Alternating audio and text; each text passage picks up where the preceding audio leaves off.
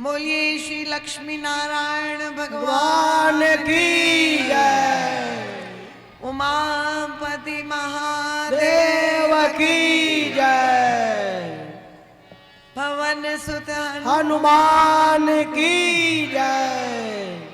सियावर राम चंद्र भगवान की जय। आइए इसी उत्साह के साथ भैया इसमें थोड़ा श्री राम कथा रूपी रस सरोवर में हम प्रवेश करने जा रहे हैं। अपनी वाणी को पवित्र करने के उद्देश्य से, इस वातावरण को राममय बनाने के उद्देश्य से हम लोग सब मिलकर भगवान नाम संकीर्तन करेंगे।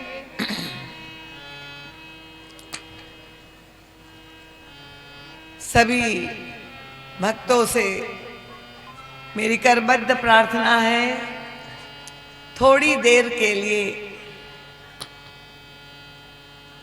एकाग्र चित्त से भगवान के नाम संकीर्तन में संवेद स्वर में आप लोग सब सम्मिलित हो।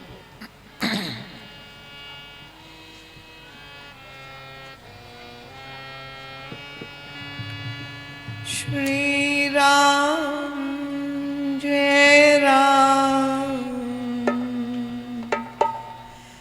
जय जय राम। श्री राम जय राम जय जय राम। श्री राम जय राम जय जय राम। श्री राम जय राम जय जय राम। श्री राम जय राम जय जय राम। श्री राम जय राम जय जय राम। श्री राम जय राम जय जय राम। श्री राम जय राम जय जय राम। जय जय विघ्न हरण हनुमान। जय विघ्न हरण संकट मोचन कृपा निधान। संकट मोचन कृपा निधान। जय सिया राम जय जय हनुमान। जय सिया राम जय जय हनुमान। श्री राम हरि बोल बोलो। श्री राम जय राम जय जय राम। मंगल भवन मंगलहारी। मंगल भवन अमंगल हारी। प्रभु तो दशरथ अजिर बिहारी। प्रभु तो दशरथ अजिर बिहारी। श्री राम जय राम जय जय राम। श्री राम जय राम जय जय राम। श्री राम जय हरि बोल। जय राम। श्री राम जय राम जय जय राम। माइक बहुत ही श्रुत हो गया है, उसको थोड़ा वो करवाइए, चीख रहा, कान में लग रहा है, बहुत ही तेज कर दिया है इसने। भैया थोड़ा उसको- कम थोड़ा कम। श्री राम हाँ आनंद का स्पंदन अनुभव करने का प्रयास करें।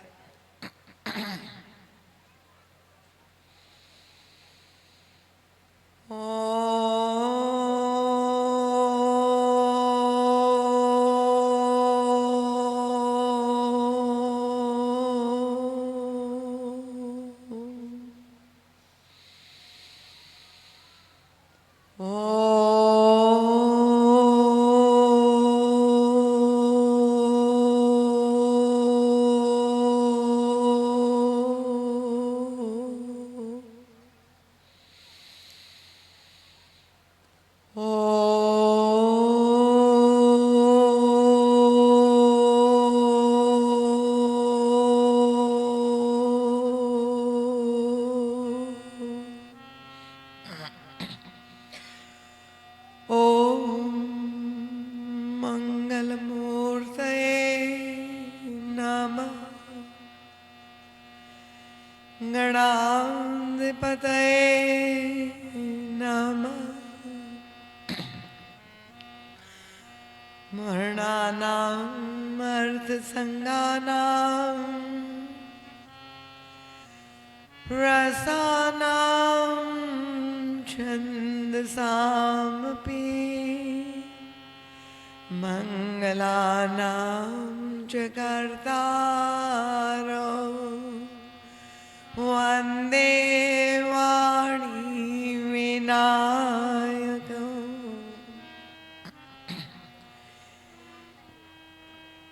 जनकसुतां जगज्जननी जानकी अतिशय प्रिय करुणा निधान की। ताके युगपद कमल मनाओ जान सुकृपा निर्मल मति पाओ। पुनि मन वचन करम रघुनायक चरण कमल बंदो सबलाय। राजीव नयन धरे धनुषाय भगत विपति भंजन सुखदाय। प्रभु समरथ सर्वज्ञ शिव सकल कला गुणधाम। योग ज्ञान वैराग्य निधि प्रणत कल्प तरुणा। गरुड़ महाज्ञानी गुणराज हरि सेवक अति निकट निवास। श्री गुरु चरण सरोज निज मन मुकुर सुधार। वरणो रघुवर विमल यश जो दायक फल चार। बुद्धिहीन तनु जानिके सुमिरो पवन कुमार। बल बुद्धि विद्या देव मोहि हरहु क्लेश विकार। सियावर रामचंद्र की जय। शरणम मंत्रमूलं गुरोर्वाक्यं पूजामूलं गुरोर्पदम् ध्यानमूलं गुरोर्मूर्ति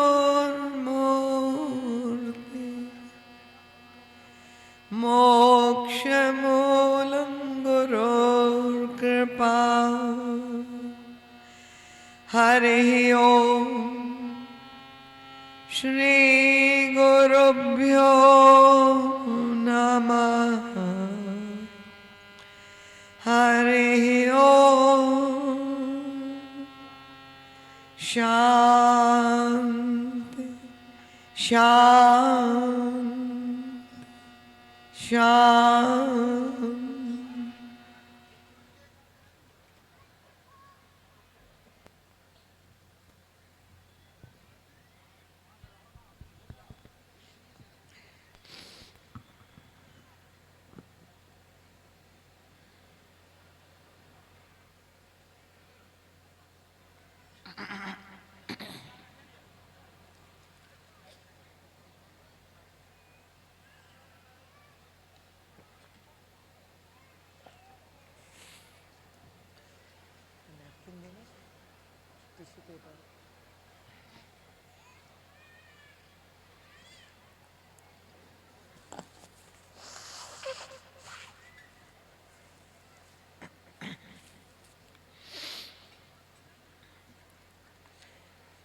नाम लंकिनी एक निश्चरी सो।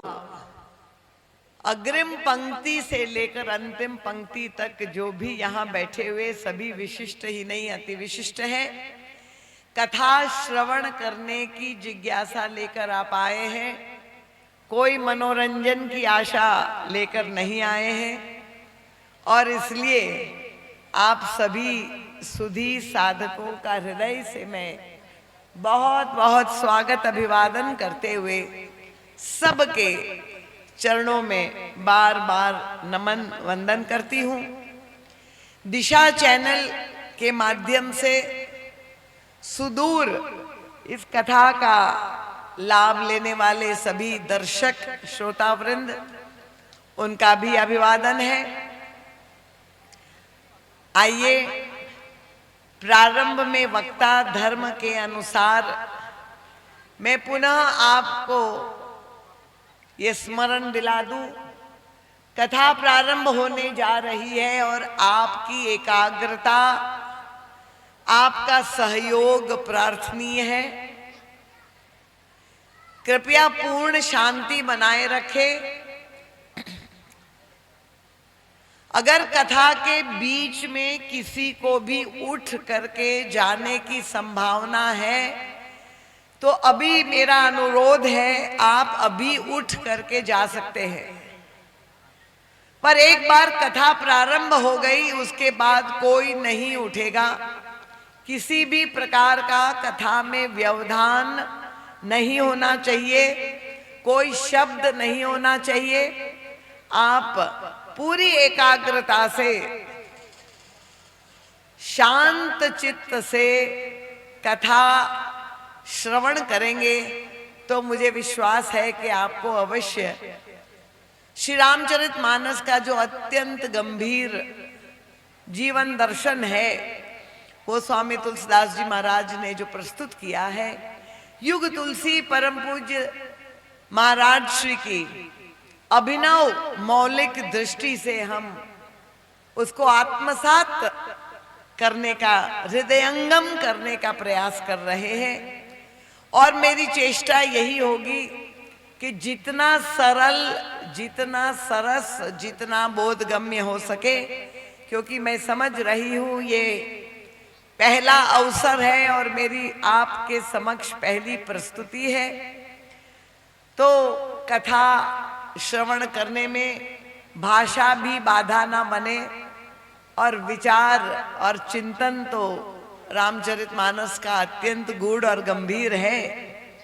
पर आप लोग सभी जागरूक श्रोता है, चैतन्य श्रोता है और इसलिए मुझे विश्वास है कि आप मेरी प्रार्थना को सुन करके शांत रह करके, और जिनके साथ बच्चे आए हुए हैं उनसे मेरा विशेष अनुरोध है, क्योंकि बच्चे स्वभाव से ही बहुत चंचल होते हैं, तो कृपया अगर वो शांति से 2 घंटे न बैठ सके तो अभी उनको पीछे खेलने के लिए छोड़ दें, और अगर अनुशासित रह सके तो वो कथा श्रवण करे, तो ये तो परम मंगल और कल्याण होगा।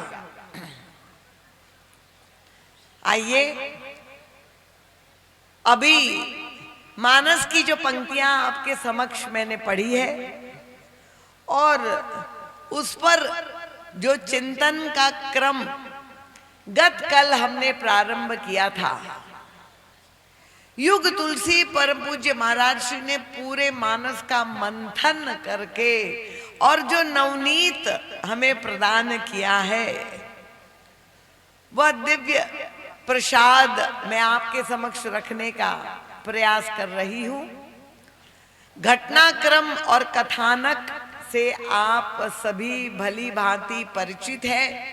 आज बहुत से नए श्रोता आए हुए हैं और इसलिए बस आप लोगों को उतना स्मरण दिला दे कि लंका एक अत्यंत समृद्धिशाली विकसित राष्ट्र है और जिसमें प्रचुर मात्रा में समस्त सुख और उपभोग की सामग्री विद्यमान है। तो ऐसे सुख संसाधनों का जहां पर बाहुल्य हो, ऐसी नगरी में रहने वाली लंकिनी को श्री हनुमान जी महाराज के साथ जब उनका मिलन हुआ और उनको जो सुख मिला, वो कौन सा सुख था? क्योंकि गत कल हम लोग इस निष्कर्ष पर पहुंचे थे चिंतन करते हुए कि सुख मानव मात्र की अनिवार्य आवश्यकता है। प्रत्येक व्यक्ति संसार में सुख ही पाना चाहता है। कोई भी व्यक्ति दुख नहीं चाहता है। आप लोग सब सहमत हैं ना?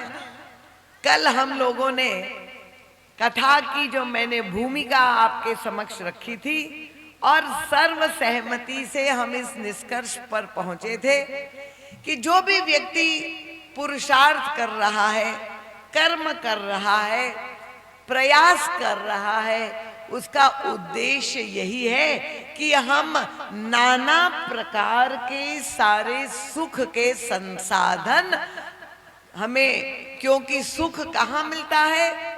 हमें विषयों में सुख मिलता है, वस्तुओं में सुख मिलता है, व्यक्ति के द्वारा हमें सुख मिलता है। मनुष्य का जो शरीर है वो 10 इंद्रियों से बना हुआ है और क्योंकि इंद्रियां विषय भोग चाहती है, जब हम इन 10 इंद्रियों को विषय वस्तु प्रदान करते हैं तो इंद्रियों को सुखानुभूति होती है।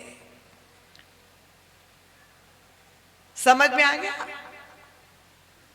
और इसीलिए ये प्रत्येक व्यक्ति प्रयास करता है कि अधिक से अधिक मात्रा में हमें सुख मिल जाए। देखिए, इसमें भी सुख की कक्षाएं हैं। सुख की परिभाषा प्रत्येक व्यक्ति के जीवन में अलग अलग हो सकती है, पर अंत तो गत्वा प्रत्येक व्यक्ति सुख ही पाना चाहता है। अब समस्या कहां पर आती है कि व्यक्ति प्रयास तो कर रहा है सुख पाने के लिए, पर वो परिणाम में सुख की जगह उसको दुख मिल जाता है। होता है कि नहीं? आप लोगों ने भी अनुभव किया होगा कि एक बालक परीक्षा में जो है चाहता है कि मैं जो है वो अव्वल नंबर से जो है उत्तीर्ण हो जाऊं, बहुत मेहनत कर रहा है, खूब पढ़ाई कर रहा है साल भर। अब अभी इस कोरोना काल में तो पढ़ाई शिक्षा लगभग क्या किसी भी प्रांत में नहीं हुई, पर फिर भी जो पढ़ाकू बालक है, क्योंकि यहाँ बहुत सारे बच्चे बैठे हुए, जिसके अंदर शिक्षा पाने की इच्छा है, वो तो घर में बैठ करके भी शिक्षा अर्जित, ऑनलाइन शिक्षा भी ग्रहण कर सकता है। और अगर एक बालक ने बहुत मेहनत की और प्रयास यही किया कि मुझे जो है परीक्षा में मैं बहुत सुंदर अंकों से उत्तीर्ण हो जाऊं, और जब परीक्षा का फल आया, परिणाम आया और उसने देखा कि बहुत ही उच्च श्रेणी में पास होने की बात तो क्या, अगर एकाध विषय में वो फेल हो गया, अनुत्तीर्ण हो गया, तो कितना अधिक दुखी हो जाता है वो बालक, निराश हो सकता है। और अगर बहुत अधिक अपनी निराशा को न पचाए तो ऐसा व्यक्ति कोई अतिरेकवादी कदम भी उठा लेता है। कई विद्यार्थी तो आत्महत्या तक कर लेते हैं कि भाई हमें जहां सफलता मिलनी थी वो सफलता के जगह हम विफल हो गए। और इसलिए गोस्वामी तुलसीदास जी ने, देखिए ये जो पुराणों की कथाएं हैं, ये कथाएं तो हम सबको मालूम है, अवगत है, पर इन कथाओं को जब तक अपने जीवन से हम नहीं जोड़ेंगे, ये यज्ञ समिति ने जो आयोजन किया है, ये कथा का जो आयोजन है, उसका उद्देश्य क्या है कि चाहे वो सतयुग की हो, द्वापर की हो, त्रेता की हो, वो कथाएं केवल भूतकाल के इतिहास के रूप में हम ना सुने, पर हमारे गुरुदेव युग तुलसी परम पूज्य महाराज श्री की सारी व्याख्या की विशेषता ही यही है कि वो प्रत्येक कथा को हमारे जीवन से, प्रत्येक व्यक्ति के वर्तमान से जोड़ करके हमें समझाते हैं। पुराणों में एक कथा आती है, समुद्र मंथन की कथा। आप लोगों ने सुनी है कि नहीं? सुनिए, बहुत अच्छा, देवियां सजग है। अब समुद्र मंथन की कथा संक्षेप में यही तो है कि देवता और दैत्य दोनों समुद्र का मंथन कर रहे हैं। उद्देश्य क्या है? अमृत पाना चाहते हैं। अब ये तो पुराणों की कथा है, पर हमारे गुरुदेव इस कथा को कैसे अपने जीवन से जोड़ते हैं वर्तमान काल में, इस कलयुग में हम और आप जो बैठे हुए हैं। महाराज श्री कहते हैं कि हम भी जो पुरुषार्थ कर रहे हैं, जो कर्म कर रहे हैं, ये भी मंथन ही कर रहे हैं। और क्यों कर रहे हैं? क्योंकि हम भी अमृत पाना चाहते हैं। अब वो अमृत की परिभाषा अलग अलग हो सकती है। कोई सुख रूपी अमृत पाना चाहता है, कोई लक्ष्मी रूपी अमृत पाना चाहता है, कोई भक्ति रूपी अमृत पाना चाहता है अगर वो भक्त है, कोई शक्ति रूपी अमृत पाना चाहता है। प्रत्येक व्यक्ति प्रयास कर रहा है, मंथन कर रहा है। तो अनादिकाल से ये मंथन चल रहा है। और कथानक क्या है? कौन मंथन कर रहा है? खाली देवता अकेले नहीं कर रहे हैं। देवता मानो अच्छे लोगों का के प्रतीक है, पुण्यमय है देवता। तो दैत्य जो है ये मानो बुरे व्यक्ति के प्रतीक है। तो अच्छाई हो और बुराई हो, अच्छा व्यक्ति हो चाहे बुरा व्यक्ति हो, दैत्य हो चाहे देवता हो, दोनों ही अमृत पाना चाहते हैं। और सुख को अगर हम अमृत कह दे तो इसका मतलब यही हुआ कि अच्छा और बुरा व्यक्ति दोनों ही सुख पाना चाहते हैं। पर क्या हुआ सतयुग में? जब मंथन प्रारंभ हुआ, अब मंथन हुआ था अमृत कर पाने के लिए, पर कथा क्या आती है कि जहां मंथन शुरू हुआ, प्रारंभ किया, तो अमृत तो दूर, सबसे पहले क्या निकल आया?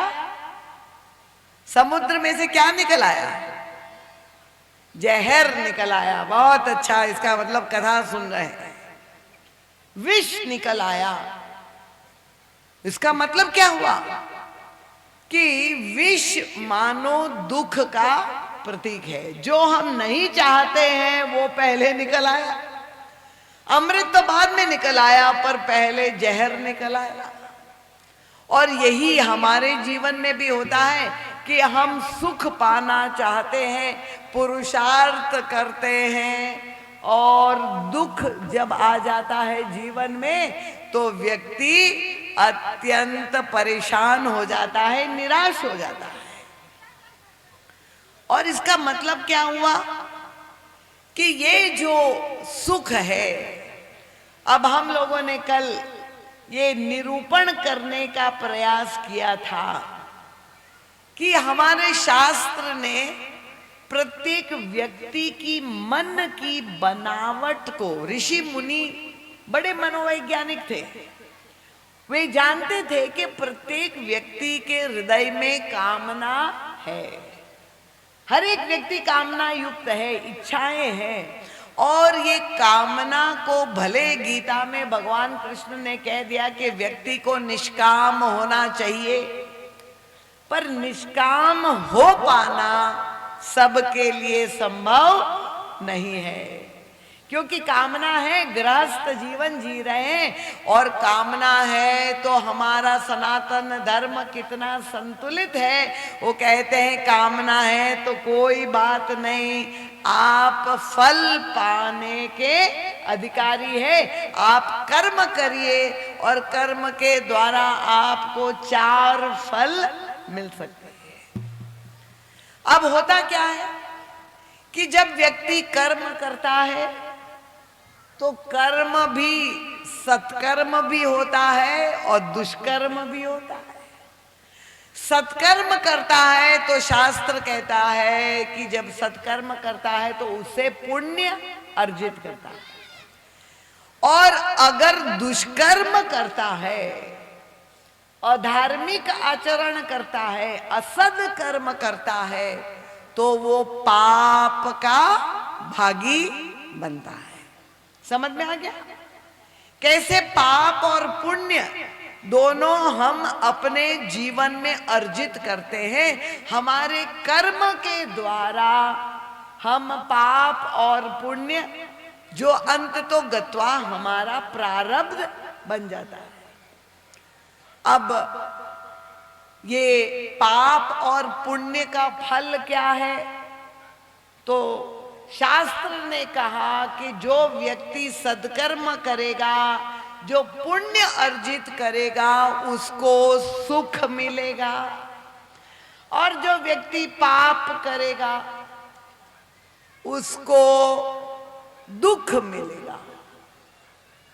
मानस में भी लक्ष्मण जी महाराज ने यही निर्णय दे दिया। जब उन्हें पूछा गया, उन्होंने कहा को न काहू सुख दुख कर दाता, निज कृत कर्म भोग सब भ्राता। आपका कर्म जैसा होगा वैसा फल पाने के लिए आप बाध्य है। कर्म के अनुसार आपको सुख या दुख मिलेगा। समझ में आ रहा है? कठिन तो नहीं हो रहा है, सबको समझ में आ रहा है ना? अब प्रश्न ये है कि हमारे जीवन में जो दुख है या सुख है, अनुकूलता है या प्रतिकूलता है? वो बिल्कुल बंद कर दिया क्या? थोड़ी हवा नहीं आ रही? थोड़ा नहीं, इधर तो थोड़ी कुछ हवा, बहुत गर्मी हो रही है। हमारे जीवन में प्रत्येक व्यक्ति अपने अंतर जीवन में अब देखने का प्रयास करे कि हमारे घर परिवार में जो परिस्थिति है वो अनुकूल है कि प्रतिकूल है। हमारे जीवन में सुख है या दुख है? आवाज आ रही है, देखो आवाज।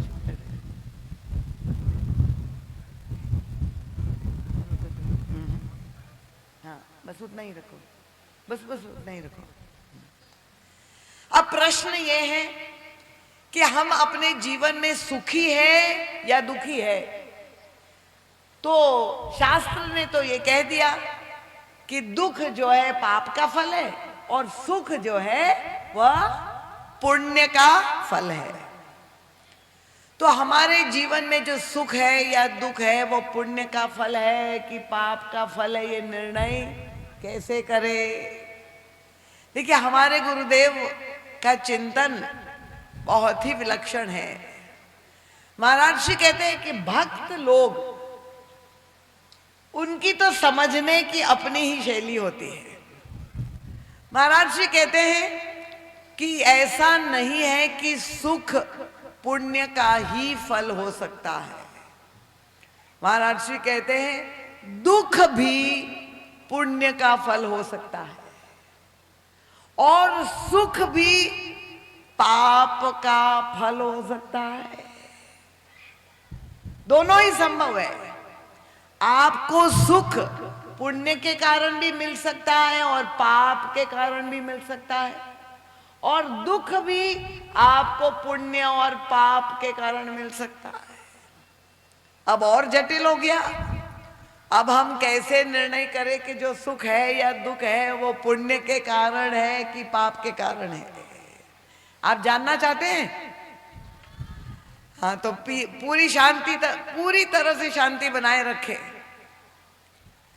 महाराज जी कहते एक ही कसौटी है, हमारे गुरुदेव कह रहे हैं, अगर आपको निर्णय करना है कि मेरे जीवन में जो परिस्थितियां हैं, चाहे सुख है चाहे दुख है, वो पुण्य का फल है कि पाप का फल है, कसौटी एक ही है।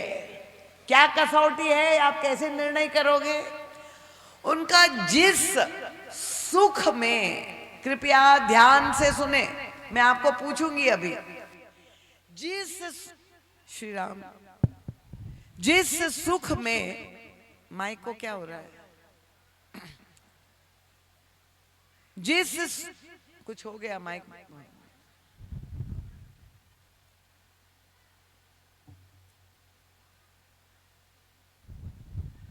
श्री राम ना, उसका गया।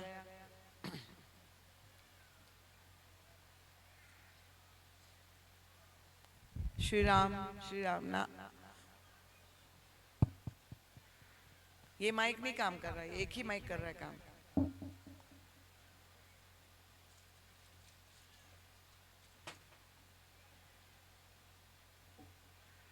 श्री राम,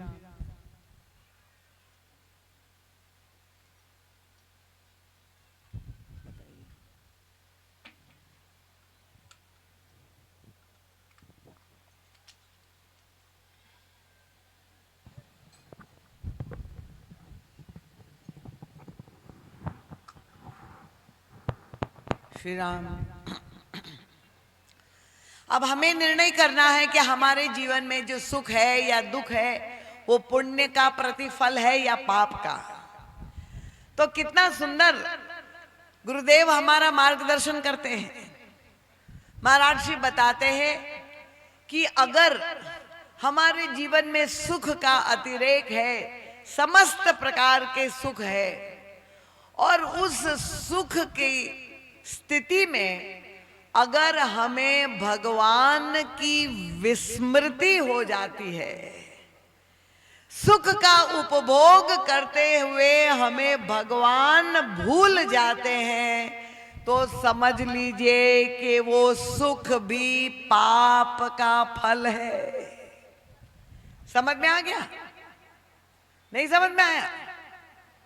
अगर भगवान का भजन, भगवान का स्मरण सुख के समय में आपको भूल जाता है, तो वो सुख जो है वो पुण्य का परिणाम नहीं, पाप का फल है। और दुख में, चाहे कितना ही दुख आपके जीवन में आए, पर दुख में अगर भगवान की स्मृति बनी रहे, भगवान का नाम होता रहे, भगवान का स्मरण और भजन होता रहे, तो समझ लीजिए कि वो दुख भी पुण्य का फल है। तो ये कितना अद्भुत गुरुदेव ने हमारा मार्गदर्शन किया है कि मनुष्य शरीर जो प्रभु ने हमें दिया है वो एक उद्देश्य के लिए दिया है, साधन धाम मोक्ष कर द्वारा। तो हमें अंत तो गत्वा जिस परम लक्ष्य को प्राप्त करना है, सारे सांसारिक सुखों को भोगते हुए, विषय भोग करते हुए हमें भगवान का स्मरण करते रहना चाहिए, चाहे सुख में हो चाहे दुख में हो। इसलिए कितना सुंदर प्रसंग आता है। देखिए, हम लोग भगवान शंकर की उपासना करते हैं, शंकर जी के मंदिर में जाकर कितने यहाँ बैठे हुए हैं, जाके जल चढ़ाते हैं शिव जी को और बेलपत्र चढ़ाते हैं। हाथ ऊपर करे, कितने शिव जी के भक्त हैं? ओहो, ये तो श्री रामपुर है, सभी हमारे भोलेनाथ के भक्त हैं। अब देखिए, भोलेनाथ की पूजा करना ही यथेष्ट नहीं, हमें भोलेनाथ से कुछ सीखना भी है।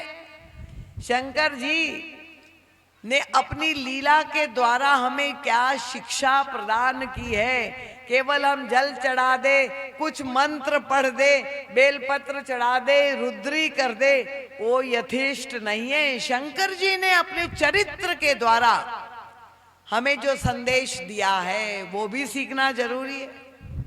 कितना सुंदर प्रसंग आता है। भगवान शंकर विवाह करने के लिए निकले। वो प्रसंग बड़ा लोकप्रिय प्रसंग है। और जब विवाह करने के लिए निकले भगवान शंकर, अब हमारे घर में भी शादी ब्याह होता है, अगर आपका पुत्र है, पुत्री है, जब बारात निकलती है विवाह के लिए, तो व्यक्ति बड़ा सावधान होता है कि जब बारात निकल रही है तो शुभ मुहूर्त पंडित जी को कह करके निकालते हैं कि भाई सब सुंदर हो, सारे शुभ शगुन हो और सुंदर मुहूर्त में, ताकि हमारा कार्य की संपूर्ति हो। पर भगवान शंकर जब विवाह करने के लिए निकले तो उनकी बारात में कौन विद्यमान था? कौन विद्यमान था उनकी बारात में? हाँ, भूत और प्रेत, पिशाच। बहुत अच्छा, कथा आप लोगों ने सुनी है। जितने भी अशगुन हो सकते हैं, जिसको घोर अशुभ माना जाता है, वो सारे अशगुनों को लेकर भगवान शंकर बारात में विवाह करने के लिए चल पड़े। तो हमारे गुरुदेव तो सबसे बातचीत कर लेते थे। परम पूज्य महाराज श्री भगवान शंकर के पास गए कि महाराज, वैसे तो आप स्मशान वासी हैं और स्मशान में आप रहते हैं, चिता की भस्म शरीर पर लगाते हैं, जिसको संसार के लोग महान अशुभ मानते हैं। अगर स्मशान जाकर भी कोई आया है तो पहले स्नान करता है कि अपवित्र हो गया। और हमारे भगवान शंकर भूत भावन भोलेनाथ वही स्मशान की राख को विभूति लगाए हुए रहते। तो महाराज जी ने जाकर के हमारे गुरुदेव ने शिव जी से पूछा कि महाराज, वैसे तो आप भूत प्रेत के साथ रहते हैं, ठीक है, पर आज विवाह करने के लिए जब जा रहे हो महाराज, तो कम से कम आज तो कोई शुभ शकुन आपके साथ में बारात में अच्छे लोगों को ले लीजिए। आज भी आप यही सारे अशगुन को लेकर के चल रहे हो। और भगवान शंकर ने जो उत्तर दिया वो भी हमारे गुरुदेव ही सुन पाए। और कितना हम लोग भी शगुन अशगुन में आप लोग मानते हैं कि नहीं? यहाँ मानते हैं कि नहीं? कई लोग घर से निकले और छींक हो गई किसी को, तो क्या कहेंगे?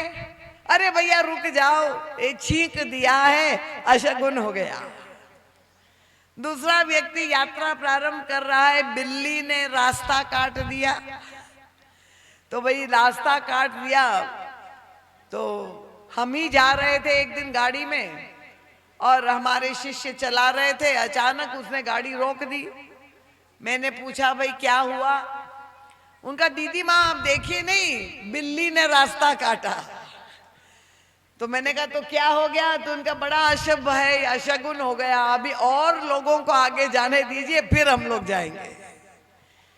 मैंने कहा ये चिंतन तो बड़ा स्वार्थपूर्ण है। अगर अशगुन हो, अशुभ हो तो दूसरे को हो, हमको नहीं हो, यही हम चाहते हैं।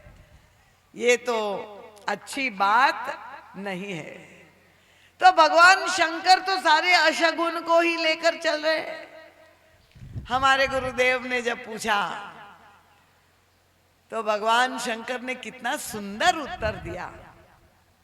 भगवान शंकर ने कहा मेरे लिए तो यही परम शगुन है। कैसे महाराज? भूत प्रेत पिशाच ये तो अशुभ माने जाते हैं, आप कह रहे यही मेरे लिए शगुन है। और वो दृष्टि भगवान शंकर हमें वो दृष्टि देते हैं, घटनाक्रम वही है, पर देखने की दृष्टि अगर हमारे पास है, शिव जी से हमें वो दृष्टि प्राप्त करनी है। शिव जी ने क्या हमें जो दिव्य दृष्टि प्रदान की, भगवान शंकर ने कहा जिस अशगुन को देख करके, क्योंकि अगर अचानक जा रहे हैं अशगुन हो गया तो व्यक्ति के मुंह से निकल जाएगा, हे राम ये क्या हो गया, अशगुन हो गया। भगवान शंकर ने कहा जिस अशगुन को देख करके भगवान की स्मृति हो आती है, वही सबसे बड़ा शगुन है मेरे लिए, मैं तो उसी को शगुन मानता हूं। ताली बड़ी कमजोर है, आप सहमत नहीं है क्या?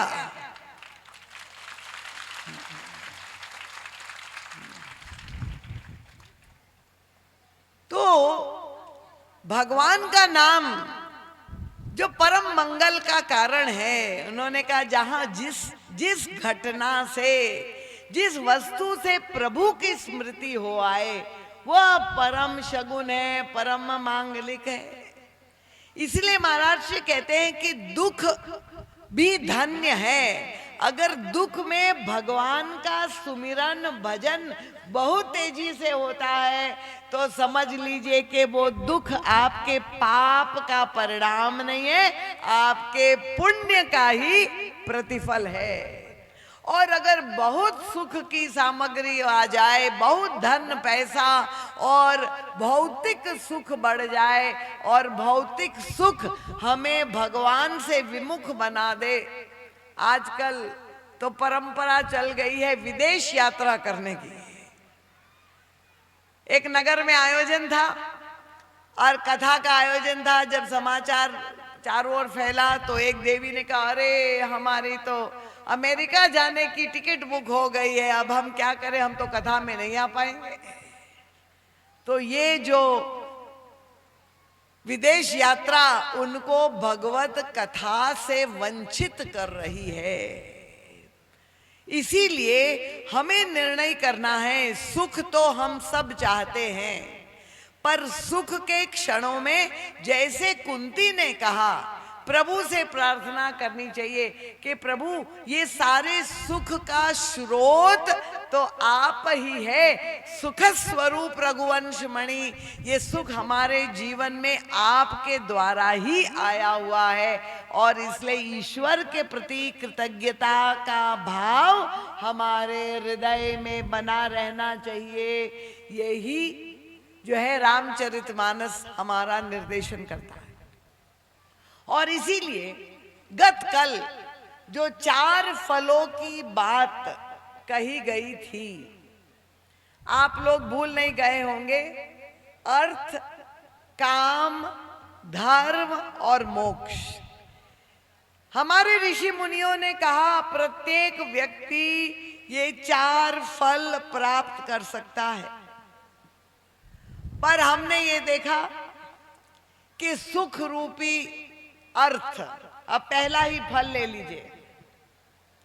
हर एक व्यक्ति अर्थ पाना चाहता है, और अर्थ का सुख क्या है? जब पैसा मिलता है, धन मिलता है, संपत्ति बढ़ती है, व्यक्ति को सुख होता है। क्यों? वो चाहता है कि ये अर्थ के द्वारा वो सारे सुख के संसाधनों का क्रय कर सकता है, अधिक से अधिक मात्रा में सुख की सामग्री खरीद सकता है। तो ठीक है, आपके जीवन में सुख आया, पर ये सुख महानुभाव का स्वभाव बड़ा विचित्र है। जब भी सुख आता है तो वो अकेले नहीं आता। कई लोगों का स्वभाव होता है, आप लोगों ने अनुभव किया होगा कि आपने किसी को भोजन पर निमंत्रण दिया कि कल दोपहर में हमारे घर आप भोजन प्रसाद पाने के लिए आइएगा। आपने एक व्यक्ति को बुलाया भोजन करने के लिए, और देखा दूसरे दिन घंटी बजी, दरवाजा खोला, एक नहीं 2 चले आ रहे। बुलाया था एक को, 2 चले आए। तो यही सुख महानुभाव का स्वभाव है। वो जब भी आते हैं तो अकेले नहीं आते, सुख अपने साथ दुख को लेकर के ही आता है। ये विचित्रता है। ये सुख और दुख ये एक सिक्के के दो पहलू हैं। और इसीलिए जीवन में जिसने रामचरितमानस की कथा सुन ली है वो तो परेशान नहीं होगा, और जिसने ये विवेक प्राप्त नहीं किया है वो दुखी हो जाएगा। तो अर्थ में सुख है, हम ये नहीं निंदा करेंगे कि अर्थ नहीं पाना चाहिए। प्रत्येक व्यक्ति को लाभ पाने का अधिकार है। शास्त्र ने हमें अधिकार दिया है कि आपको धन मिलना चाहिए, लाभ होना चाहिए। और भगवान राम ने तो इतना महिमा मंडित कर दिया कि भक्तिमती शबरी के सामने जब उपदेश दिया तो उन्होंने कहा आठौ जथा लाभ संतोषा। लाभ हो, और लाभ होने के बाद अगर हमारे जीवन में संतोष आ जाता है तो समझ लीजिए कि ये हमारी भक्ति हो जाएगी। पर होता क्या है, लाभ पाने की इच्छा तो सब में है, पर ये जो कामना है धन पाने की, ये इच्छा को कहा गया वित्तैषणा। रामचरितमानस में गोस्वामी जी ने कहा 3 ईषणाएं सबके हृदय में होती है। सुत वित्त लोक ईषणा तीनी। कठिन तो नहीं हो रहा है, समझ में आ रहा है सबको। सुत वित्त लोक ईषणा तीनी, किन कै मति इन कृत न मलिनी। वित्तैषणा का स्वभाव ये है कि जब लाभ होने लगता है तो वो लाभ क्रमशः जो जो बढ़ता जाता है, तो व्यक्ति अगर सावधान नहीं है तो वो लाभ जो है वो लोभ में बदल जाता है। और जब लोभ की वृत्ति आ जाती है व्यक्ति के अंतःकरण में तो वो विकार दोष दुर्गुण बन जाता है। जब लोभ आता है, यही भगवान राम ने भी उपदेश में कहा तात 3 अति प्रबल खल काम क्रोध अरुलोभ। ये प्रबल शत्रु है मनुष्य के जीवन के, काम क्रोध और लोभ। और साधारण मनुष्य क्या, उनका मुनि विज्ञान धाम करई निमिष महक्षोभ। बड़े बड़े ऋषि मुनियों के जीवन में भी पतन जैसी घटना आ जाती है जब ये काम क्रोध लोभ हो जाता। तो क्या हो जाए, क्या किया जाए? लाभ पाने की इच्छा तो है ही, और व्यक्ति को जितना अधिक लाभ होता है उसे उतना ही सुख मिलता है। पर वो लाभ पाने की इच्छा व्यक्ति को आत्म केंद्रित कर देती है, उसको स्वार्थी बना देती है।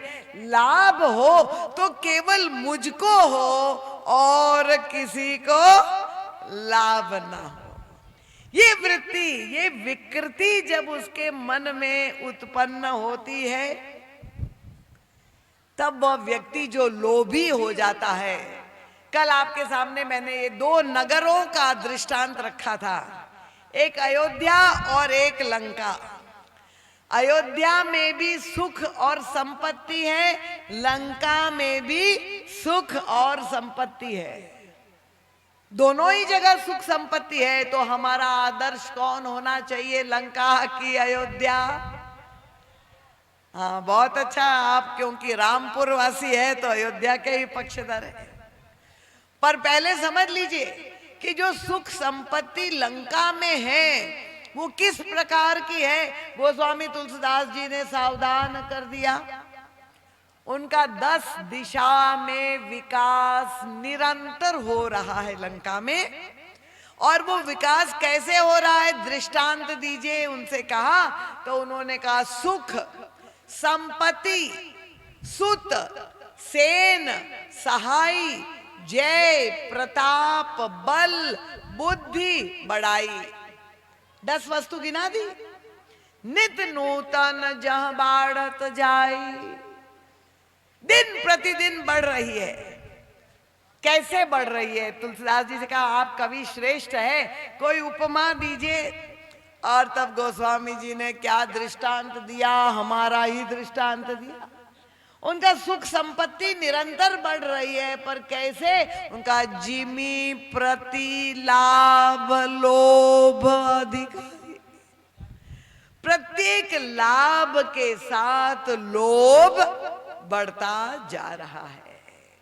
ये लंका वासियों की स्थिति है। लाभ के बाद आना चाहिए संतोष। वो अयोध्या का परिदृश्य है जहां लाभ मिला और जीवन में संतोष आ गया, जीवन में सुख चैन आ गया। पर जितना लाभ हो उतना असंतोष बढ़ता जाए, वो लंका का जीवन दर्शन है। अब आप लोग ये निर्णय कर लीजिए कि हमें लंका में रहना है कि अयोध्या का में रहना है। ये अपने अंतर मन में हमें निर्णय करना है, क्योंकि लोभ का जो स्वभाव है ये बहुत विचित्र है। वो आपने कविता सुंदरदास जी की सुनी है कि नहीं? लोभी व्यक्ति का वर्णन उन्होंने बहुत सुंदर ढंग से कविता में किया है कि कैसे लोभ बढ़ता है व्यक्ति के अंतर हृदय में। सुख पाना चाहता है, जो जो पैसा आता जाता है त्यों तो हमें सुख मिलता जा रहा है, पर वो क्या परिणाम पे पहुंचता है? सुंदरदास जी ने कहा 9, 10, 20, 50 मिले। देखिए अब कमाई शुरू हो रही है, लाभ शुरू हो गया है। कहां से शुरू हुआ? 10 से शुरू हुआ। 10 मिल गया, आज दिन भर मजदूरी की, क्या चाहिए तुम्हें संतोष नहीं के 20 मिल जाए। अगले दिन 20 मिल गया, पूछा तुम्हें प्रसन्नता है? नहीं, 50 मिल जाए। देखिए अब कैसी क्रमशः कामना जागृत हो रही, सुख मिल रहा है और वह व्यक्ति के अंदर कामना क्रमशः बढ़ रही है लाभ पाने की। और कहां तक जाती है देखो, 14, 20, 50 मिले, सत होई हजारन लाख मंगेगी। लाखोंपति हो गए, इतनी कमाई, इतना लाभ हो गया। पूछा कि लाभ हो गया, लाखोंपति हो गए, संतोष है? उनका नहीं। क्या चाहते हो? उनका कोटि अरब्य खरब्य। कौन बनेगा करोड़पति? नाम क्यों रखा गया? आप टीवी में सीरियल देखते हैं ना, महाकरोड़पति। ये लाभ पाने की इच्छा तो 10, 20, 50 से शुरू होकर के कोटि अरब्य खरब्य, खरबपति हो गया। पूरे झारखंड में मेरा नाम नंबर 1 हो गया, इतना पैसा हो गया, इतना धनवान हो गया, इतना अर्थ कमा लिया। संतोष है? उन्होंने कहा नहीं। क्या चाहते हो? उनका असंख्य पृथ्वीपति होने की चाह जगेगी। झारखंड नहीं, पूरी पृथ्वी में हम सबसे धनवान हो, इतना लाभ पाना चाहते। चलो पृथ्वीपति हो गए, इतना धन दे दिया। पूछा तुम्हें अब संतोष है भले मानुष? उसने कहा नहीं। अब क्या चाहते हो? देखिए कैसे ही भूख, ये जो अर्थ की भूख है व्यक्ति में, के शरीर में भूख है, भोजन करने की एक तो भूख है, और दूसरी ये फलों की भूख है, फलाकांक्षा है। और वो भूख कैसे बढ़ती जाती है, कैसी असीम हो जाती है। वही सुख पाते पाते व्यक्ति अपने जीवन में दुख बुला लेता है। तो 14, 20, 50 मिले, सत होई हजारन लाख मंगेगी। कोटि अरब्य खरब्य असंख्य पृथ्वीपति होने की चाह जगेगी। और स्वर्ग पाताल को राज मिले। पृथ्वीपति नहीं, अब स्वर्ग का राजा इंद्र। स्वर्ग पाताल को राज मिले, तुहु तृष्णा अति आग लगेगी। कवि महोदय कह रहे, अरे सुंदर, एक संतोष बिना तेरी तो भूख कभी ना मिटेगी। ये जो और पाने की भूख है, अर्थ पाने की, सुख पाने की भूख है, संग्रह करने की जो भूख है, संतोष के बिना कभी मिटने वाली नहीं है। समझ में आ गया? तो सुख के साथ अर्थ में जो सुख है वो है लाभ, संग्रह का सुख, पर वो सुख अपने के साथ दुख लेकर के आता है। जब व्यक्ति की वृत्ति लोभाकार हो जाती है, जब लोभ मन में बढ़ जाता है, तो फिर क्या होता है, किसी भी तरह से हमें पैसा कमाना है। अयोध्या का जीवन दर्शन नहीं, फिर वो रावण का जीवन दर्शन, चाहे भ्रष्टाचार के द्वारा रिश्वत लेकर के हम जीवन में, नौकरी में किसी से अपराध करके, छीन करके, रावण ने देखा बड़े भाई कुबेर के पास पुष्पक विमान है, उससे छीन करके ले लिया। लंका उस समय भी कुबेर के पास थी, वो भी छीन करके ले लिया, हड़प करके। अपना सगा भाई भी क्यों ना हो, पर जब लोभ वृत्ति हमारी हो जाती है, लोभाकार वृत्ति हो जाती है, तो टकराहट और संघर्ष समाज में उत्पन्न होता है, और तब सुख के स्थान पे जीवन में दुख और अशांति आ जाती है।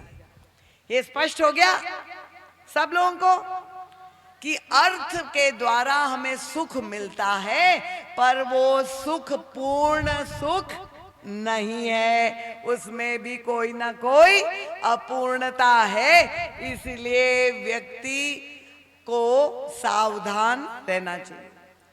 तो अर्थ का फल पाने का पुरुषार्थ करे, उसमें सुख आपको मिले, पर हमें ये रामचरितमानस जो शिक्षा देते हैं उसको भी ध्यान में रखने का प्रयास करना। दूसरा फल है काम का फल। कामना युक्त प्रत्येक व्यक्ति जीवन में होता है, और कामना की पूर्ति से जब आपको नाना प्रकार के उपभोग के विषय मिलते हैं, चाहे वो व्यक्ति हो चाहे वस्तु हो, तो आपकी कामना जब पूरी होती है, काम का फल आपको सुख, तात्कालिक सुख प्रदान करता है।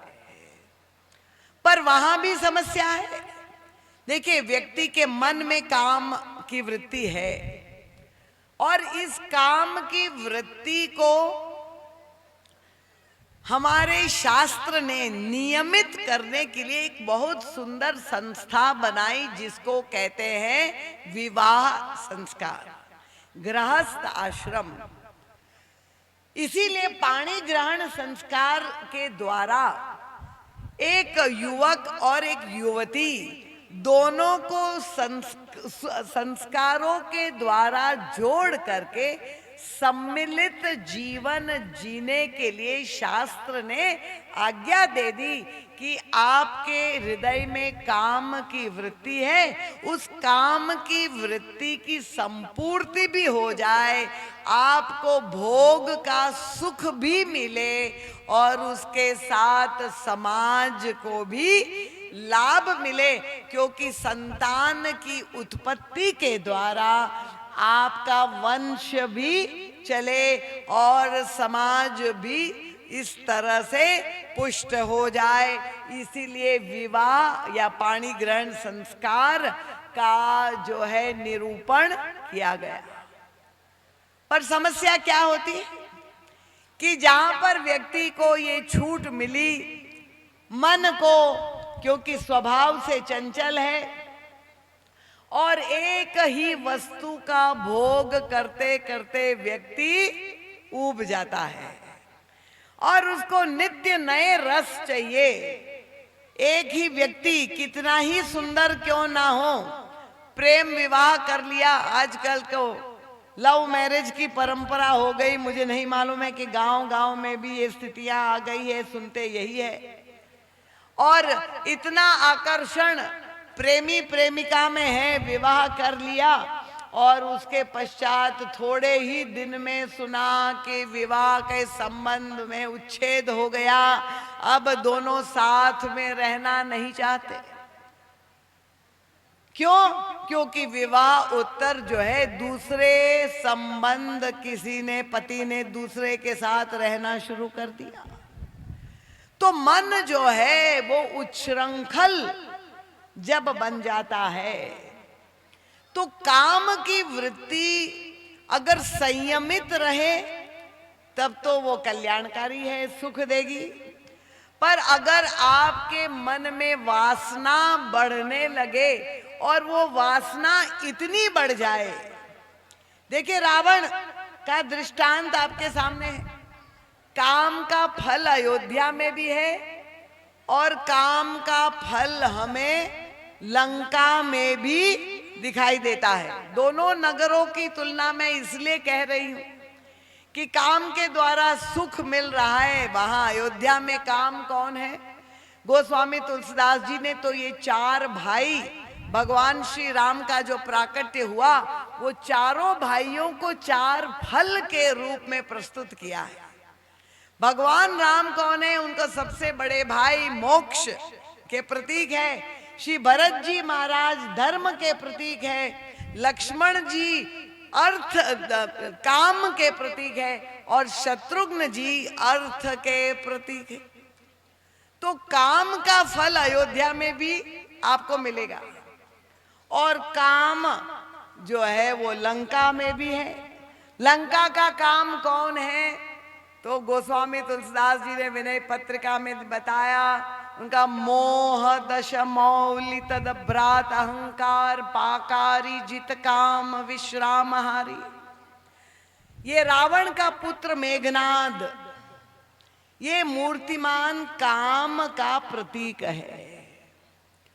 और ये काम की वृत्ति किस तरह से व्यक्ति को उच्छृंखल बना देती है ये बताने की जरूरत नहीं, क्योंकि समाज में आज जो हो रहा है, नित्य प्रति अखबार में, टीवी में, मीडिया में जो हम देख रहे, पढ़ रहे हैं, वो काम का ही नग्न रूप, जहां बलात्कार हो रहे हैं, अपहरण हो रहे हैं, वो काम की वृत्ति के कारण ही है।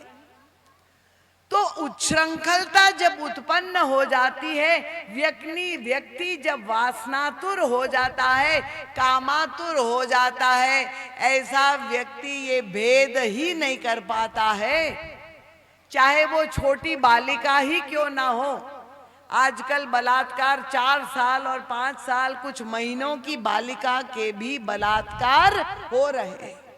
ये हमारे राष्ट्र की स्थिति क्यों है, जहां इतने सुंदर दिव्य ग्रंथ, इतनी कथाएं हो रही, पर हम कथा में केवल मनोरंजन, उत्सव, नाच गान देखने ही जाते हैं। कथा हम समझना नहीं चाहते हैं, कथा को जीवन में उतारना नहीं चाहते, क्योंकि हम समझते हैं ये तो त्रेता युग की कथा है, द्वापर युग की कथा है। हमारे गुरुदेव कहते कि नहीं नहीं, ये राम कथा हमारे और आपके सबके जीवन की कथा है। हमें रावण को खोजना है, कुंभकर्ण मेघनाद को खोजना बाहर नहीं, हमारे भीतर ही ये सारी वृत्तियां विद्यमान है। समझ में आ रहा है? कठिन तो नहीं हो रहा है? तो ये मेघनाद कौन है? उनका मूर्तिमान काम है। और मेघनाद का चरित्र जब आप देखेंगे तो समझ में आ जाएगा कि किस तरह से काम के द्वारा समाज में इतना बड़ा दुख, इतनी बड़ी पीड़ा, इतना बड़ा कष्ट व्यक्ति भोगता है। हम चाहते हैं सुख पाना, और ये काम की वृत्ति के द्वारा समाज दुखी हो रहा है, उत्पीड़ित हो रहा है। उसकी पराकाष्ठा क्या है? उसकी पराकाष्ठा तो तब है जब हम रावण के चरित्र को देखते हैं कि कामातुर रावण ने सारे संसार की सुंदरियों को अपने महल में लंका में एकत्रित कर दिया था अपनी विलासिता के लिए। देव यक्ष गंधर्व नर किन्नर राजकुमारी जीति बरी निज बाहुबल बर सुंदर बहुआनी। कोई साधारण सुंदरियां नहीं थी, उन्होंने अपनी विलासिता के लिए नर नार सुर गंधर्व कन्या रूप मुनि मन मोहाई। बड़े बड़े मुनि विचलित हो जाए ऐसी सुंदरियां उनके महल में थी बंदिनी, और रावण उन सब का उपभोग करता था। इतना विलासी था वो रावण। पर क्या उसको अपने जीवन में संतोष हो गया? इतनी स्त्रियों के साथ रमण करते हुए विलासिता की पराकाष्ठा। पर आप देखिए रावण की निंदा हम क्यों कर रहे हैं? क्योंकि समस्त स्त्रियों का उपभोग करता हुआ अंत तो गत्वा उसकी वासना वृत्ति इतनी बढ़ गई कि उसने जगत जननी, सीता जी कौन है? संसार की मां, हम सब की माता है, जनक सुता जग जननी जानकी। तो वासना तो रावण ने अपनी मां सीता जी पर भी कुदृष्टि डाली, उससे भी उन्होंने ऐसा जो है वासना का। कृपा पूर्वक बहुत ज्यादा हलचल आज हो रही है, मैं प्रार्थना करूंगी कल से भी ज्यादा आज है। आप कृपा पूर्वक शांत रूप से बैठ जाए। देखिए बहुत गंभीर विषय का निरूपण हो रहा है। यहां सामने से कोई ना आए, मैं वॉलंटियर से निवेदन कर रही हूं। अगर आप लोगों को सीखना है और समझना है ये जीवन दर्शन जो गोस्वामी तुलसीदास जी ने प्रस्तुत किया है, क्योंकि ये वर्तमान समाज का परिदृश्य यही है। ये जो घटनाएं घटित हो रही है, घर घर में हमारी बहन बेटियां असुरक्षित हो रही है, उसके कारण, उसके पीछे कारण क्या है? क्योंकि हमने अपने बालकों को, बालिकाओं को रामचरितमानस पढ़ाया नहीं है। पहले पुराने जमानों में घर घर में रामायण का पाठ होता था, पर आजकल हम लोगों ने भी रामायण पाठ करना बंद कर दिया, बच्चों ने भी बंद कर दिया। और परिणाम क्या हो गया कि सब आधुनिक हो गए, और आधुनिकता के नाम पर वो पाश्चात्य हवा हमारे देश पर जिस तरह से प्रभावित कर रही है, और तब उनकी जीवन शैली जब हम अपनाते जा रहे हैं, इसलिए हमारा समाज भी विकृत होता जा रहा है और मानव मूल्य बहुत ही तेजी से गिरते जा रहे, चरित्र का ह्रास हो रहा। यहां पर आने का निमंत्रण जब मुझे मिला, संदेश मुझे हमारे राजेंद्र शरण जी जो हमारी नित्य सेवा में हमारे शिष्य रहते हैं, मुखिया जी का ये की इच्छा है कि दीदी माँ आप गादी श्री रामपुर में आकर कथा कहिए। मैंने कहा भैया बहुत कठिन है मेरे लिए वहां आ पाना, और तब आज ये कथा जो संभव हो पाई है उसमें प्रभु की कृपा तो है ही, पर उसमें एकमात्र आग्रह जो है वो राजेंद्र शरण जी का है, जिसके कारण मैं यहां पर आई हूं। तालियां बड़ी कमजोर है, और इसलिए मेरे आने की सार्थकता, अगर आप कथा सुनना चाहते हैं तो पूर्ण शांति बनाए रखे, और नहीं तो मुझे बड़ा उलाहना राजेंद्र जी को देना पड़ेगा कि आगे से हम कभी नहीं आपकी बात मानेंगे। तो कृपा पूर्वक आप शांति से सुनिए कि चरित्र के बल पर ही मनुष्य जो है विकास कर सकता है। जब हमारे चरित्र में रास आ जाएगा, रामचरितमानस की कथा सुनने का, रामचरितमानस का पाठ करने का उद्देश्य यही है, चरित्र निर्माण। क्योंकि व्यक्ति का जब चरित्र निर्माण होगा तभी जाकर के समाज, एक आदर्श समाज का निर्माण होगा, एक स्वस्थ समाज का निर्माण होगा, और स्वस्थ समाज से ही स्वस्थ राष्ट्र का निर्माण होगा। जो हम चाहते हैं कि भारतवर्ष पूरे विश्व में वो विश्व गुरु बने, पर शुरू कहां से करना होगा? हर एक व्यक्ति को अपने आप से शुरू करना होगा कि हमारा मन इन विकारों से कैसे मुक्त हो जाए, किस तरह से लोभ की वृत्ति, काम की वृत्ति, क्रोध की वृत्ति से हम लोग अपने आप को ऊपर विजय प्राप्त करें। इसीलिए तो ये कथा का आयोजन किया जा रहा है। और अगर आप अपने पर नियंत्रण नहीं करेंगे तो भले आप रावण की निंदा करें, रामलीला में रावण का पुतला जलाते रहे, पर जीवन में तो आप रावण के मार्ग पर ही चलते रहेंगे, तो आपके जीवन में राम राज्य कदापि नहीं हो सकता।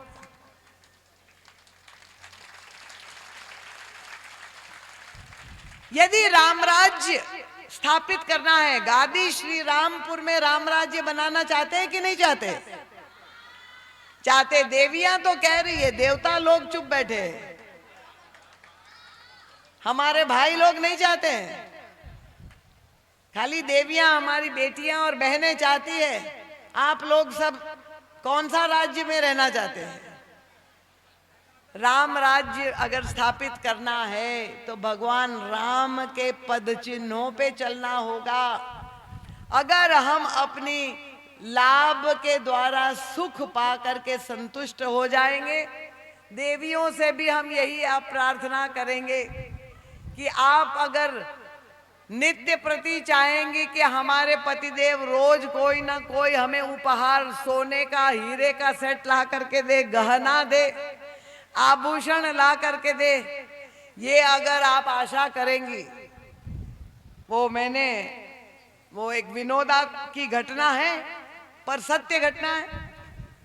एक देवी ने करवा चौथ का व्रत किया था। आप लोग करते हैं कि नहीं? यहाँ करवा चौथ का व्रत किया था, और जब शाम के समय वो व्रत के पारण की बात हुई तो उसने अपने पति से पहले पूछा कि मेरे लिए क्या गिफ्ट ला रहे हो? मैंने दिन भर उपवास किया है, तुम्हारे लिए क्या लाए हो ये बता दो। अगर कोई मूल्यवान सोने का आभूषण नहीं लाए तो मैं व्रत तोड़ दूंगी, और नहीं जो है ये मुझे गिफ्ट देना जरूरी है।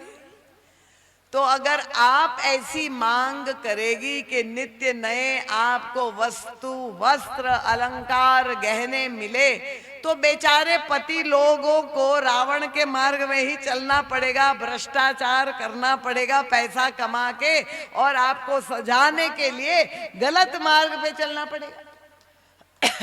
देखिए यहाँ पर पुरुष लोग तालियां बजा रहे, देवियां सब चुप बैठी है।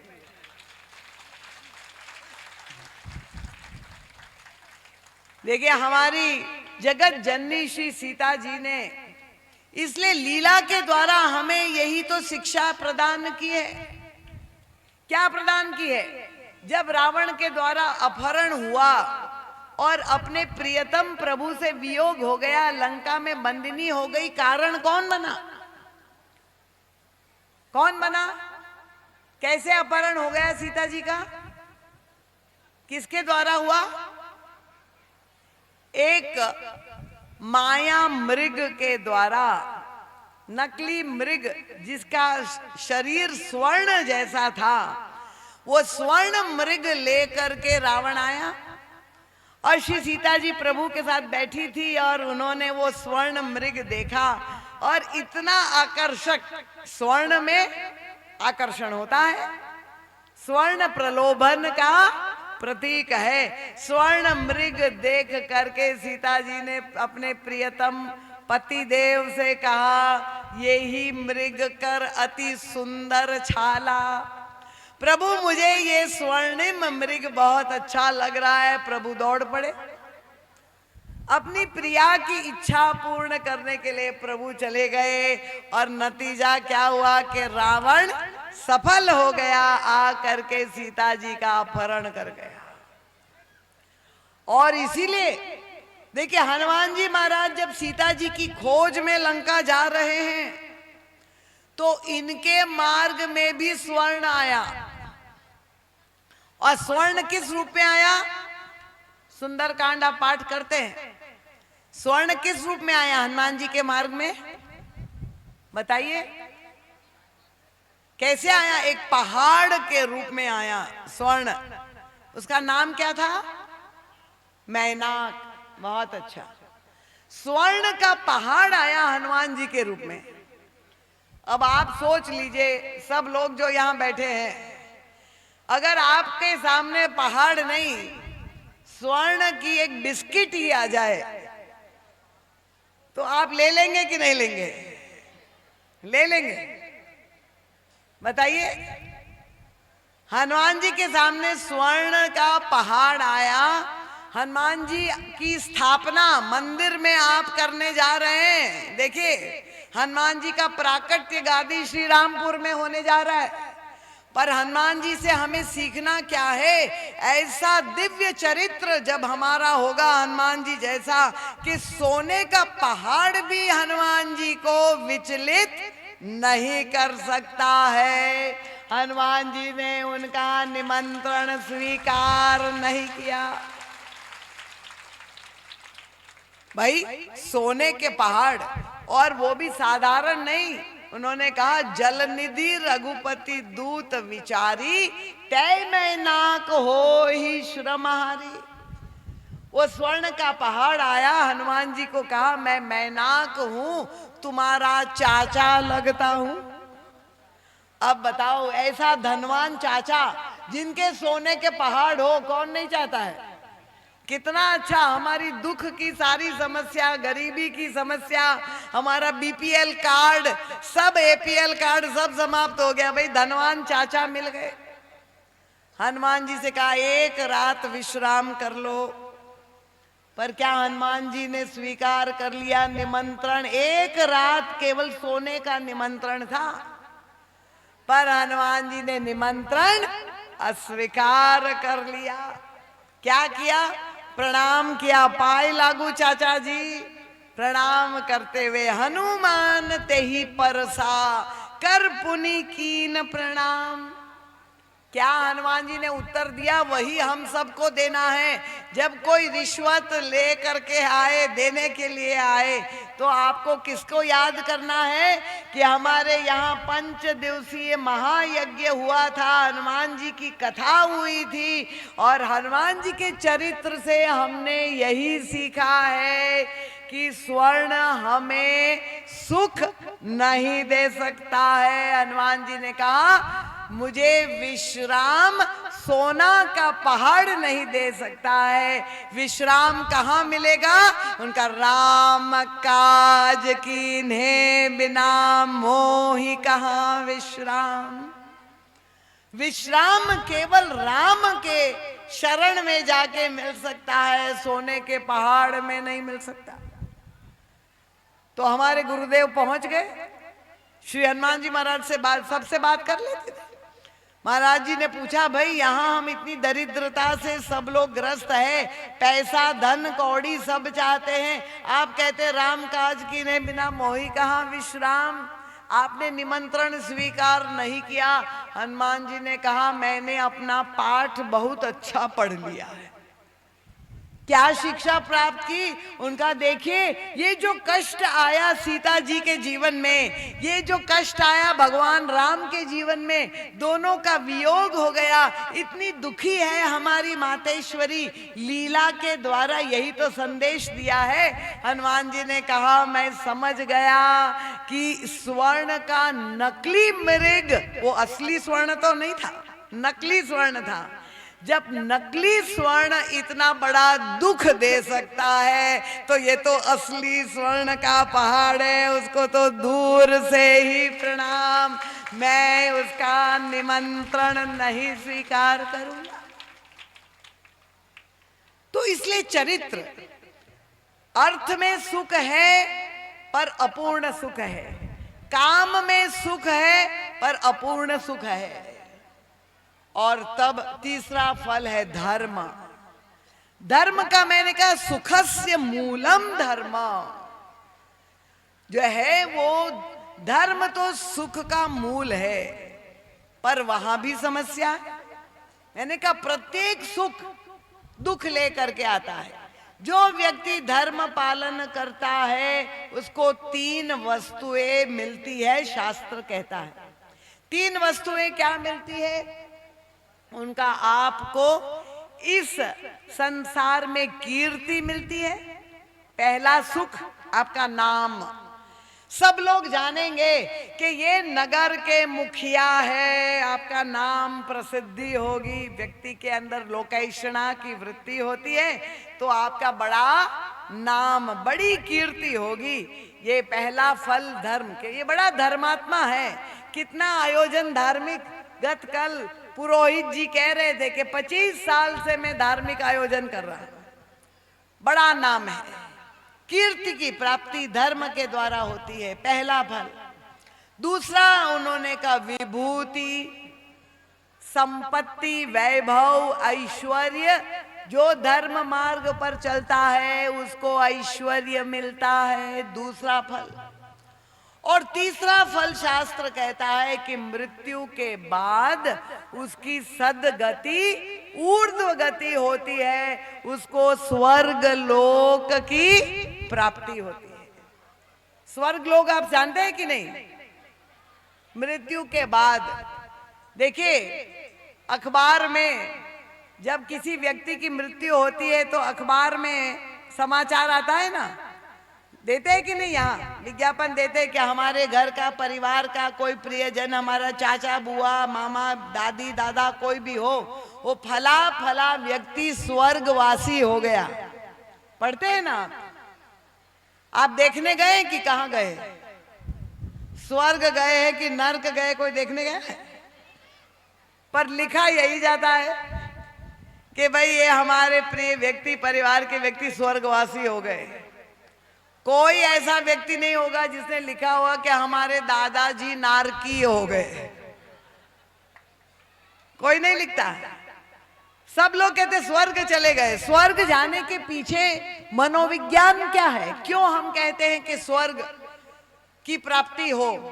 क्योंकि माना यही जाता है कि मृत्यु लोक में, जिस लोक में हम और आप है, ये मृत्यु लोक है, जहां हर एक व्यक्ति जो जन्म लेता है उसकी मृत्यु होने वाली, इसलिए मृत्यु लोक। अब मृत्यु लोक की अनेक समस्याएं हैं, क्योंकि किसी भी व्यक्ति को मरना अच्छा नहीं लगता। दूसरी समस्या है कि ये जो शरीर हमें मृत्यु लोक में प्राप्त होता है वो रोगग्रस्त हो जाता है। बुढ़ापा जीवन में शरीर में आता है, ये सारी शरीर के साथ की समस्या है। और इसीलिए स्वर्ग लोक की परिकल्पना की गई से स्वर्ग लोक में ना तो बुढ़ापा है, कोई आवश्यकता नहीं है कि आपको बाल में रंग करना है, कोई बुढ़ापा नहीं, वहां चिर यौवन रहेगा, ब्यूटी पार्लर में जाना नहीं पड़ेगा। स्वर्ग जाएंगे कोई मृत्यु नहीं होती वहां, ना वृद्धावस्था है, ना मृत्यु है, और ना शरीर में रोग होगा। इसलिए हर एक व्यक्ति चाहता यही है कि इस मृत्यु लोक में तो इतना कष्ट है, बुढ़ापा का नाम सुनते ही अगर किसी ने कह दिया बाबा, तो उसी में व्यक्ति दुखी हो जाता है। वो केशव दास की कथा आपने सुनी है कि नहीं? गोस्वामी तुलसीदास जी महाराज के समकक्ष एक कवि हुए, ओरछा स्टेट के वो राज कवि थे, कवि केशवदास जी महाराज, और स्वभाव से बड़े श्रृंगारिक थे। अब कवि केशवदास जी महाराज थोड़े वृद्ध हुए तो बाल कुछ सफेद, केश कहते हैं ना माथे में जो केश होते हैं वो कुछ सफेद हो गए। एक दिन मार्ग में जा रहे थे, एक युवती सामने से आई और उन्होंने बड़ा आदर देते हुए कहा, बाबा प्रणाम। बस ये प्रणाम कहा तो मरे मरे मन से आशीर्वाद तो दे दिया, पर कवि थे, उसने तुरंत एक कविता लिख दी। किस पर कविता लिखी? अपने बालों पर कविता लिख दी। क्या कविता लिखी? उनके, अरे केशव केशनी असकरी, अरे मेरे केशो, अरे मेरे बालों, तुमने आज मेरे साथ वो किया जो दुश्मन भी नहीं करता है। इतना बड़ी शत्रुता तुमने मुझसे निकाली, क्या किया? उनका, केशव केशनी असकरी, जस अरि हूं न कराए। दुश्मन भी ऐसा नहीं करता, वो तुमने किया। भाई क्या कर दिया? बेचारे केश तो कुछ बोले ही नहीं। और तब कवि केशवदास जी का अंतर्भाव जो प्रस्फुटित हो गया कविता के द्वारा। उन्होंने कहा, चंद्र बदन मृग नैनी और बाबा कहीं कहीं जाए। ये युवतियां, ये नव युवती अब मुझे बाबा कहने लगी, इससे दुखद बात और क्या हो सकती? तो वृद्धावस्था भी किसी को अच्छी नहीं लगती है, इसलिए स्वर्ग जाना चाहते हैं। और शास्त्र कहता है, अगर आप स्वर्ग पाना चाहते हैं, वहां विपुल मात्रा में भोग सामग्री है, खुली छूट है, अप्सराओं के साथ आप विहार कर सकते हैं। पर उसके लिए भी, ये सुख पाने के लिए भी आपको धर्म का पालन, अपने जीवन में सत्कर्म और सद्धर्म का पालन करना पड़ेगा। ठीक है, ये 3 फल तो मिल गए, बहुत अच्छा, स्वर्ग मिल गया। पर भगवान राम सावधान करते हैं, अयोध्या वासियों को कहते हैं कि अगर स्वर्ग मिल गया तो निश्चिंत मत हो जाइए। क्यों? जब वे राजा बने, भगवान राम राज्य की स्थापना हुई, तो पहला उपदेश अयोध्या वासियों से उन्होंने कहा, ये मनुष्य शरीर जो आपको मिला है बहुत मूल्यवान है, बड़े भाग मानुष तन पावा। भगवान राम ने ये नहीं कहा कि स्वर्ग में रहने वाले देवता बड़े भाग्यशाली है। कृपा पूर्वक शांति से सुनिए, मैं अपनी बात को पूरी ही कर दूंगी। मुझे मालूम है अब आप लोग रामलीला भी देखनी है आप लोगों को। भगवान राम ने जो उपदेश दिया अयोध्या वासियों को, बड़े भाग मानुष तन पावा, तुम बड़े भाग्यशाली क्यों हो? तुम्हें ये जो शरीर मिला है किस उद्देश्य से मिला है? उनका साधन धाम मोक्ष कर द्वारा, साधना के लिए ये जन्म, ये शरीर मिला है। ये ही तनु कर फल विषय न भाई, विषय भोग के लिए शरीर नहीं मैंने दिया है। और इसलिए अपने समय का, अपनी शक्ति का दुरुपयोग मत करो। तो ये उपदेश, क्योंकि स्वर्ग में भी आप जाएंगे, प्रभु ने क्या कहा? स्वर्गहु स्वल्प अंत दुखदाई। थोड़ी देर के लिए आपको पुण्य जितना होगा वहां स्वर्ग मिलेगा, पर वहां भी हमेशा आप नहीं रह पाओगे।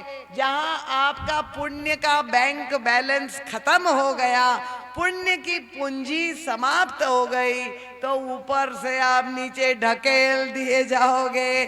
फिर से आपको मृत्यु लोक में आना पड़ेगा, फिर से वो सुख और दुख भोगना पड़ेगा।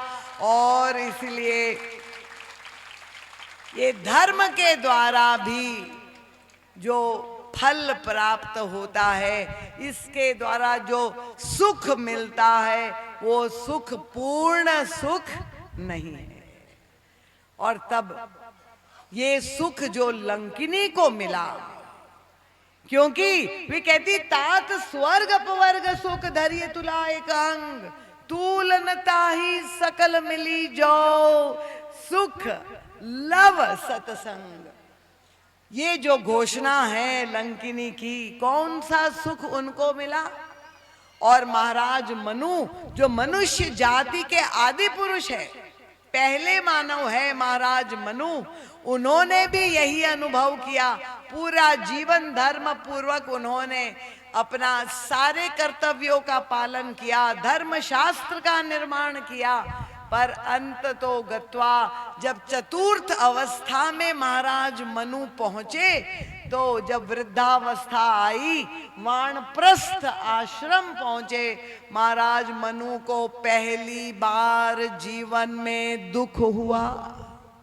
अब आप कहेंगे धर्म पालन का फल सुख है, तो ये बड़े धर्मात्मा है, धर्म शास्त्र के रचयिता है, उनको दुख क्यों हुआ?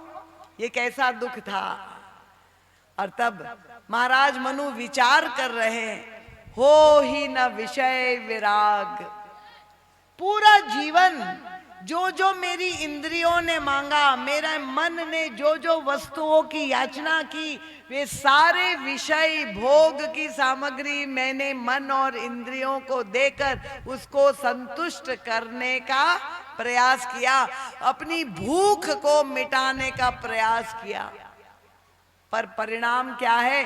अब वृद्धावस्था आ गई, शरीर में इंद्रियों में भोग करने की सामर्थ्य नहीं रह गई, पर फिर भी मन तृप्त नहीं हुआ है, अभी भी मन में संतोष नहीं हुआ है।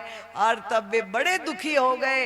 होई न विषय विराग, भवन बसत भा चौथपन, हृदय बहुत दुख लाग, कि जन्म गयो हरि भगति बिनु।